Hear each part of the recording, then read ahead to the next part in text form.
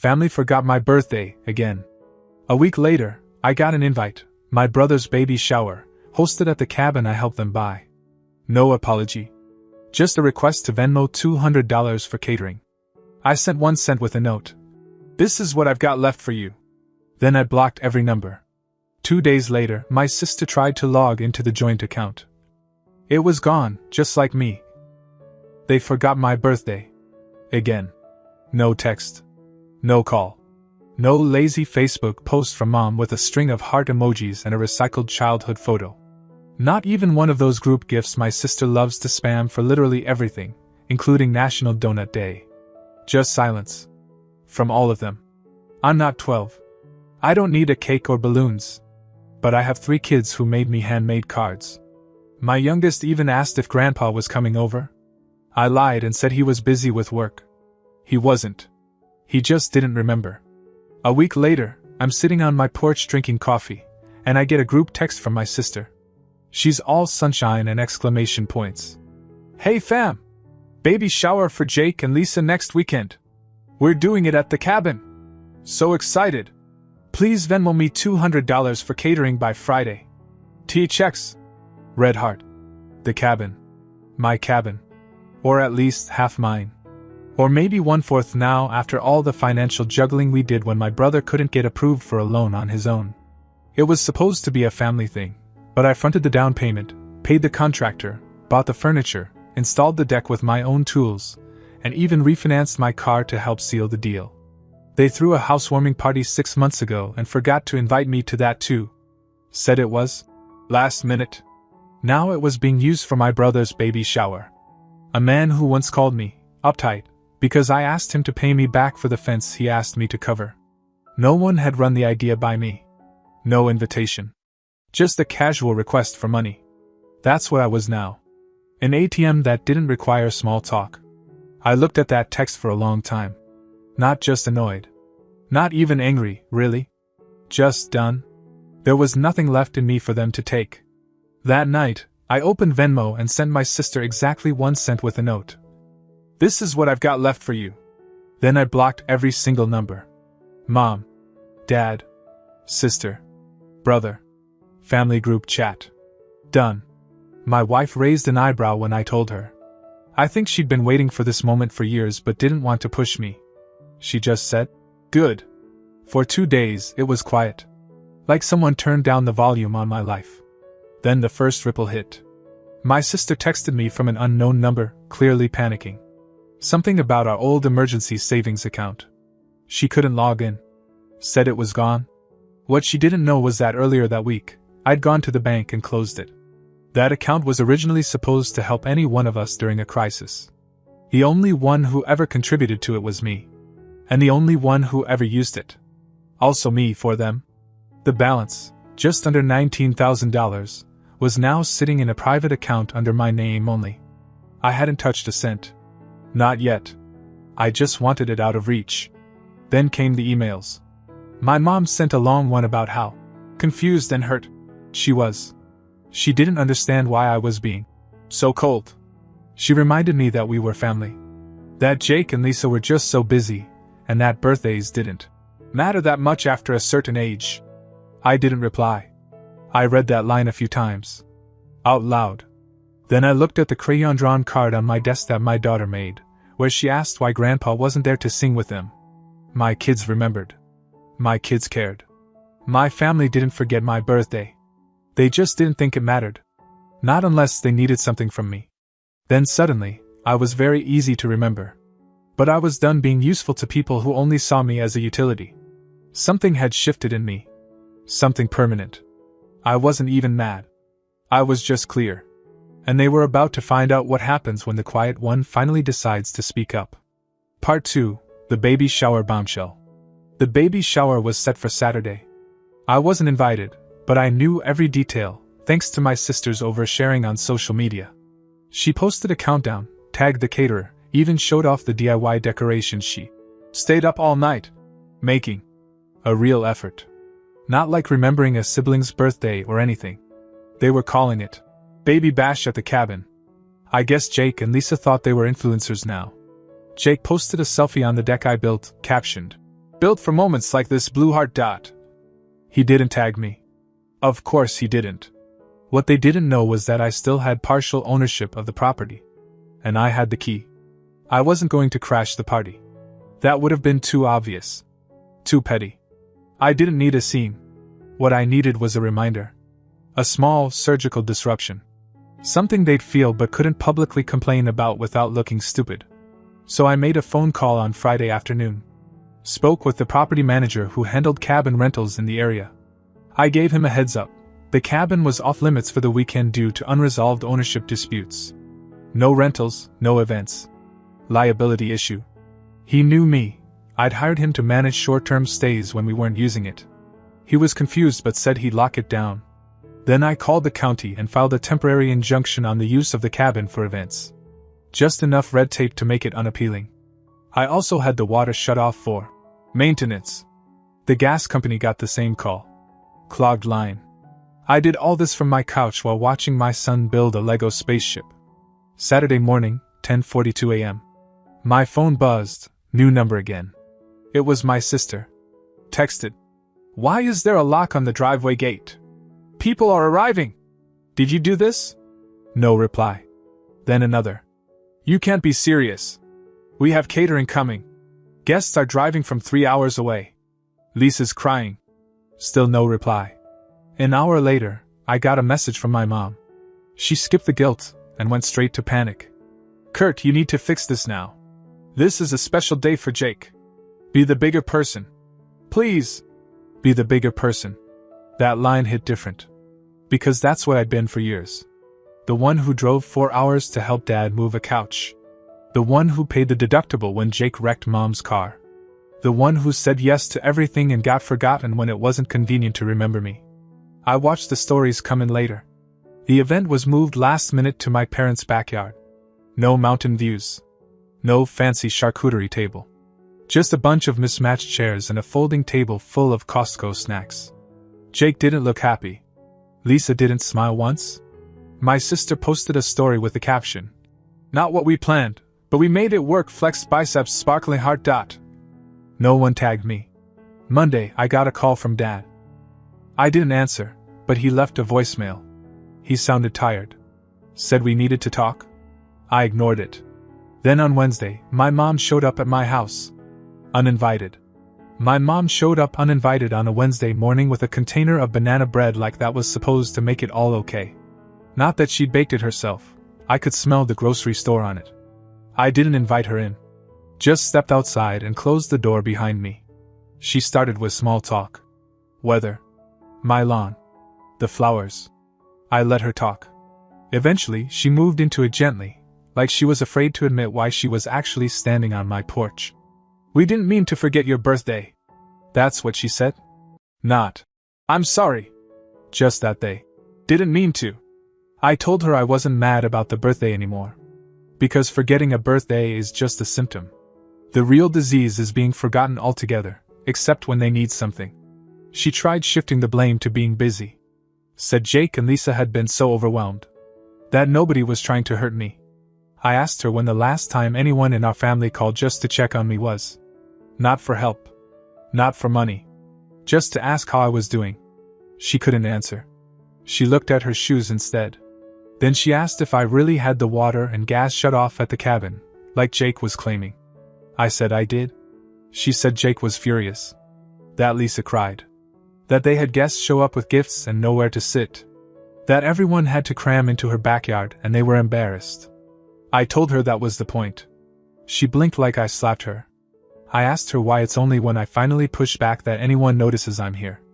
I asked how many more years I was supposed to play the responsible one, while Jake kept coasting and being celebrated for doing the bare minimum. She tried to defend him, again. Said he's just wired differently. That he's not good with money. That life has been harder for him. I asked her what was easier about raising 3 kids on a single income while helping pay for their family vacations. What was easier about covering Dad's dental surgery last year when his insurance didn't. I said the only difference was that I never expected someone else to carry me. Then she tried a different angle. My kids. Said they shouldn't grow up without their grandparents. I told her they already were. That birthdays had come and gone without a single card or call from any of them. That my youngest asked if Uncle Jake didn't like us. That shut her up for a while. She asked if I was serious about cutting ties. I said no, I wasn't cutting ties. I was just finally setting terms. If they wanted me in the family, it wouldn't be on their old terms. No more quiet Kurt. No more free labor. No more automatic yes to everything. I told her I was willing to talk, but I wasn't going to be anyone's safety net anymore. She left without saying much. Took the banana bread with her. 2 days later, my dad showed up. I didn't expect much. The man spent his life pretending not to notice things that made him uncomfortable. But he sat at my kitchen table for over an hour and just listened. Didn't defend. Didn't lecture. He asked questions. Real ones. Then he said something I never thought I'd hear. You were right. We've been unfair to you. We let Jake get away with everything because it was easier than dealing with his tantrums. And we leaned on you because we knew you'd never push back. He didn't even ask me to forgive him. He just said he was sorry. My sister texted later that night asking if we could talk. We met the next day. She cried, not dramatically. Quietly. She said seeing how I pulled away made her realize how much she took for granted. She told me she felt ashamed that she couldn't even remember the last time she asked me about my life. They were all starting to get it. All of them except Jake. He sent a single group message. This is pathetic. Kurt's acting like he's been abused or something. Grow up. You're not the victim here. That was it. One long whine pretending to be strength. Then something strange happened. My mom, the woman who used to tell me to let it go every time Jake screwed me over, replied to the thread. Enough, Jake. Just stop. Followed by my dad. Your brother isn't the one who needs to grow up. And my sister. I'm embarrassed by this. You owe Kurt an apology. Jake never replied. Just left the group chat. Now they all want to start fresh. They're trying, I'll give them that. But I've changed. Something in me broke and reassembled itself differently. I can't go back to who I was before. I don't even want to. We see each other now and then. Sunday dinners. Short visits. They ask real questions. They don't ask for money. But I don't feel closer. I just feel freer. Because for once, I know they see me not as the helper, the wallet, the fallback guy. They see me as someone who finally said no. It didn't take long for Jake to resurface. About a month after the failed baby shower, my parents invited us all over for dinner. Just a simple thing, they said. No big speeches, no awkward circle of truth. They just wanted to try being a family again. My wife was skeptical. I was cautious. But I agreed. We pulled into the driveway that evening and immediately saw Jake's truck parked out front. Still dented in the back from the time he hit a light pole and blamed the curb. Lisa wasn't with him. Guess she learned faster than the rest of them. Dinner started out quiet. My mom made pot roast. My dad actually helped set the table, which was new. There were attempts at normal conversation. My sister talked about a promotion. My mom brought up a Netflix show she thought we'd like. Nothing about the past. Nothing about the cabin. Then Jake spoke. You all done pretending this guy's a hero? He said, motioning toward me with his fork. The room stopped. I mean, come on. He throws a tantrum, tanks my baby's shower, cuts everyone off, and now we're all supposed to act like he's Gandhi? No one responded. He was smirking, like he thought he'd finally broken the tension. I looked at my dad. He didn't say a word. Just kept chewing. Jake kept going. He had that tone, half sarcasm, half bitterness, like he thought he was the only one who saw the truth. He always thought he was better than us, Jake said. Just because he worked a job with benefits and didn't screw up his credit. You know what that makes him? Boring. Not better. Just a guy with a calculator for a heart. That's when my mom stood up. I thought she was going to leave the room. She didn't. She looked Jake dead in the eye and said, "Sit down and shut up." Jake laughed, thought she was kidding. Then he realized she wasn't. She looked around the table. We let him do everything, she said. We let him carry this family. And instead of thanking him, we made him feel like he was supposed to. Jake tried to interrupt, but my dad cut him off. You were never supposed to be the one we relied on, he said to me. But we did. And when you finally said no, we blamed you for the fallout. That's on us. It was quiet for a long time. My kids were in the living room watching a movie, unaware this dinner was turning into a therapy session. Jake finally spoke again, lower this time. Whatever. He's still dramatic. No one answered. He looked around, waiting for someone to back him up. No one did. Eventually, he got up. Took his plate to the sink. Said he had stuff to do. Left without saying goodbye. The rest of the night was okay. Not perfect. But something real started to form. My sister asked about my wife's work. My mom told my kids she missed them. My dad asked if I'd help him fix the garage door next weekend, not in the old way, but more like he wanted to spend time with me. We left a little before 9. On the drive home, my wife asked how I felt. I said it was strange. Like being in a familiar place where the furniture's been rearranged. She asked if I believed the change would last. I told her I didn't know. But I wasn't afraid to leave again if it didn't. Because Jake was wrong. I didn't throw a tantrum. I finally told the truth. And they finally heard it. After that dinner, something shifted permanently. The old balance, where I did the giving and they did the asking, was gone. They hadn't magically turned into saints, but for the first time in years, I didn't feel like I was being tolerated for my usefulness. We started seeing each other occasionally. Short dinners. Quick visits. They didn't ask for favors. No one mentioned money. My mom sent texts just to ask how we were doing. My sister actually mailed a birthday card to my daughter. My dad even came by to help me install a new water heater, showed up with tools and everything, not just advice. Jake, on the other hand, went radio silent. He still popped up on social media with motivational quotes and blurry gym selfies, pretending to be unfazed. But I heard from Lisa's cousin that they were struggling. He'd borrowed money from her side of the family, and hadn't paid it back. He'd lost a freelance gig because he didn't meet deadlines, and apparently blamed bad energy. Classic Jake. I wasn't interested. I didn't miss him. The family didn't either, which was telling. The next real test came in August. My sister was planning a family barbecue. She wanted to do it at the cabin. I paused when she said that. The cabin had been left untouched since the baby shower mess. She was careful with her wording. Said, "Only if you're okay with it." Asked if I wanted to come down with her and fix it up together. I said I'd think about it. My wife didn't like the idea at first. Thought it was a trap. But I wasn't going for them. I was going for me. That cabin represented everything I let myself get used. I needed to see it with new eyes. So we drove up the following weekend. Just me and my sister. No kids. No noise. It was a mess. Deck warped from the snow. Pipes needed flushing. Backyard was overgrown. But for the first time, she helped. Really helped. We scrubbed, patched, fixed. She didn't talk much about the past, but when we sat down on the steps to rest, she asked quietly, "Do you think you'll ever forgive us?" I told her it wasn't about forgiveness.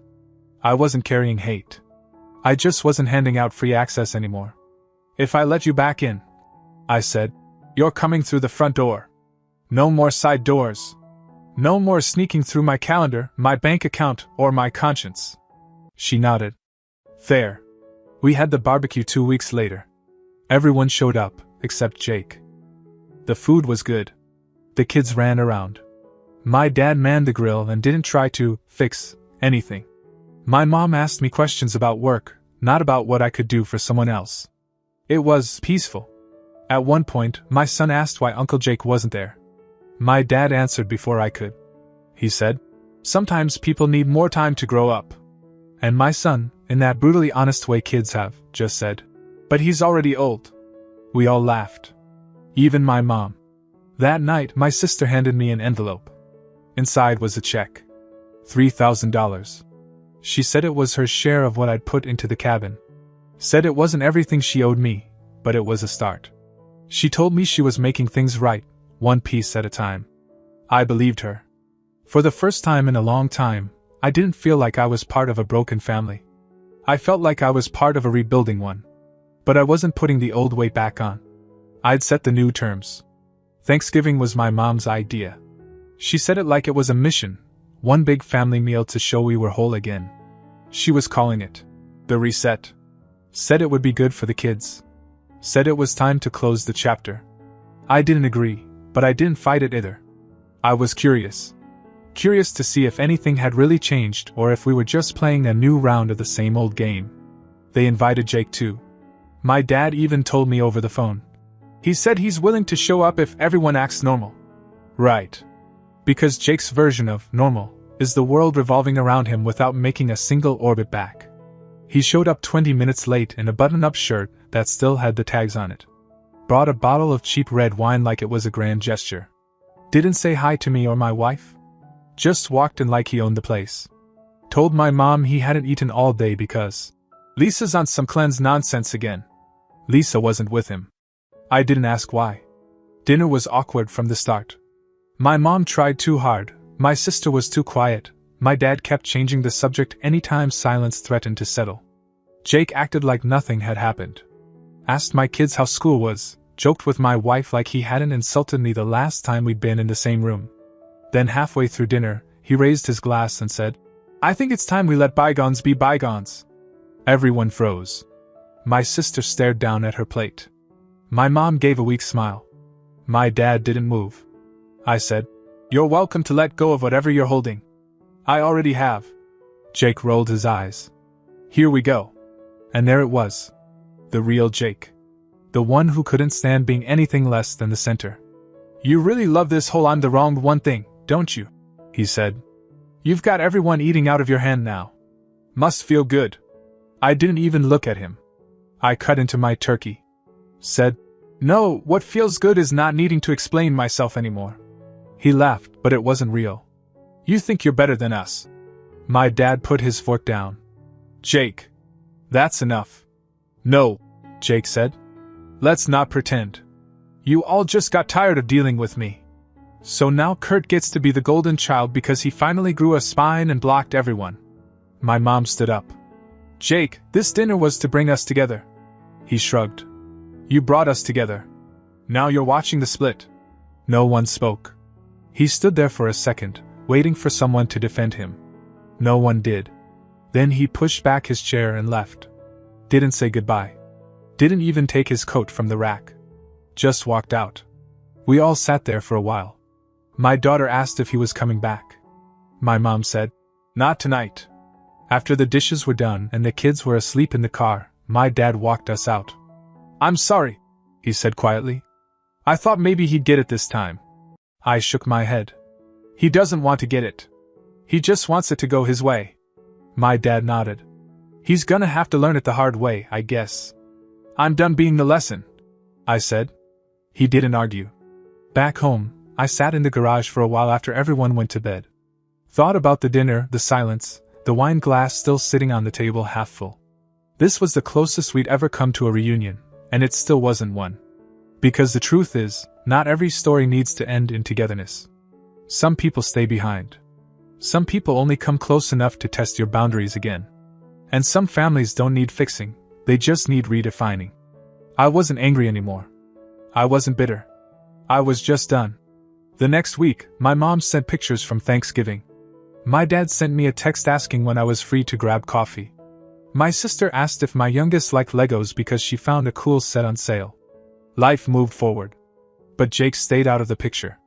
And for once, no one begged me to pull him back in. This wasn't a happy ending. It was just an honest one. And for me, that was finally enough. Update: thought I was done with family drama. Turns out I was just on intermission. So yeah, things seemed stable.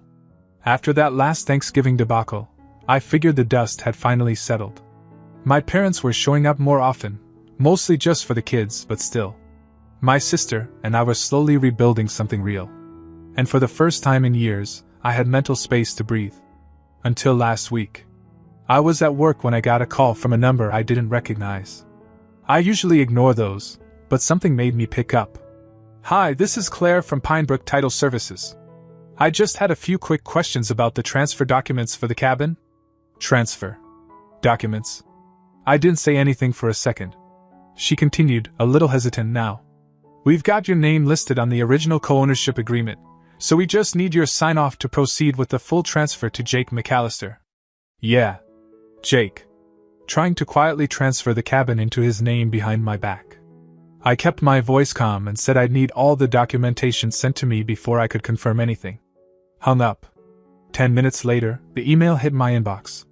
Scanned it. Sure enough, Jake had submitted paperwork claiming I was relinquishing my share. Forged signature. Filed without even telling me. The man didn't even try to cover it up well. I called the title office back and explained what was going on. They froze the process immediately. Legal red flags everywhere. I didn't tell anyone in the family. Not right away.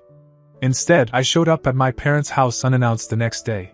Sat down with my dad and handed him a printed copy of the document Jake submitted. He read the first page. His face went pale. Then he just said, "Oh no. They didn't know." I believe that now. My mom was horrified. She called my sister while I was sitting there. Word spread fast. That night, Jake called me from a blocked number. Left a voicemail. Said I was overreacting. That it was just a paperwork misunderstanding. That he'd meant to call me about it. And figured I wouldn't care since I wasn't using the place. I sent the voicemail to my lawyer. Now, there's a restraining order pending. A fraud complaint. And a very awkward silence sitting over the family group chat like a thundercloud nobody wants to poke. But here's the kicker. Since the cabin fallout, something unexpected happened. I started getting offers on it. Turns out a friend of a friend had stayed there years ago and always wanted to buy it if we ever sold. Made a cash offer. Clean deal. Way above what I thought it was worth. I accepted. We close next month. I'll be walking away from that place with more than I put into it, and more importantly, zero emotional baggage tied to it. My parents were stunned. My mom cried. My dad said he wished things had gone differently. But they respected it. Even my sister said she was proud of me. Jake hasn't been seen since. I don't expect he'll show up again until he finds someone else to leech off of. The funniest part? My kids don't even ask about him anymore. They ask when Grandpa and Grandma are coming over. They ask if Aunt Megan can babysit. They talk about building Legos with Grandpa in the garage. The family isn't what it was. But it's finally what it should be.